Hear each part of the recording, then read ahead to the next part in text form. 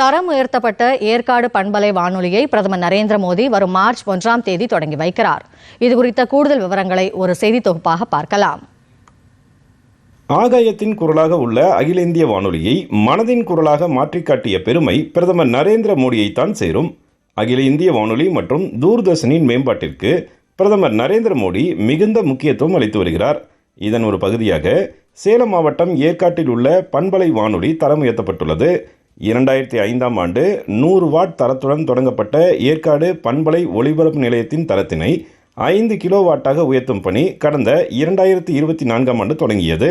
11 கோடி ரூபாய் மதிப்பில் தரம் உயர்த்தப்பட்ட ஏற்காடு பண்பலையின் சேவைகளை பிரதமர் நரேந்திர மோடி வரும் மார்ச் 1ஆம் தேதி தொடங்கி வைக்கிறார். இதன் மூலம் 15,000 சதுர கிலோமீட்டர் தூரத்திற்கு ஏற்காடு பண்பலையின் ஒளிபரப்பு சேவை கிடைக்கும் என்கிறார் நிர்மாணிப்பு அலுவலர் ராஜரத்தினம். என்னுடைய பெயர் ராஜரத்தினம். இன்சுலேஷன் ஆஃபீஸராக ஆல் இண்டியா ரேடியோ ஏற்காட்டில் ஒர்க் பண்ணிகிட்ருக்கேன். இந்த ஸ்டேஷன் 2005இல் 100 வாட் எஃப்எம்மாக துவக்கப்பட்டது. தற்பொழுது நமது பாரத பிரதமர் அவர்களால் 1/3/2026 அன்று 5 கிலோவாட்டாக தரம் உயர்த்தப்பட இருக்கிறது.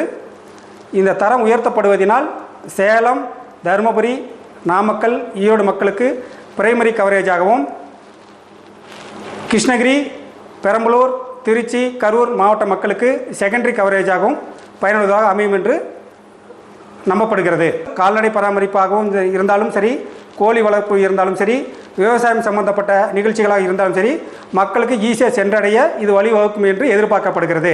ஏற்காட்டில் உள்ள பண்பலை ஒளிபரப்பு நிலையத்தின் தரம் உயர்த்தப்படுவது சேலம் பொதுமக்கள் மற்றும் ஏற்காடு மலைவாழ் பழங்குடியின மக்களிடையே பெருமகிழ்ச்சியை ஏற்படுத்தியுள்ளது.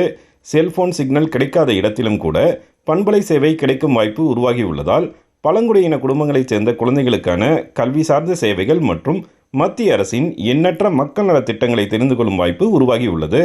ஏற்காட்டில் விரிவுபடுத்தப்பட்ட சேவை தொடங்கப்படுவதன் மூலம் 8 மாவட்டங்களைச் சேர்ந்த மக்களுக்கு அகில இந்திய வானொலியின் சேவை கிடைக்கும் என்பது குறிப்பிடத்தக்கது. டிடி தமிழ் செய்திகளுக்காக சேலம் மாவட்டம் ஏற்காட்டிலிருந்து விஜயகுமார் குணசேகரன்.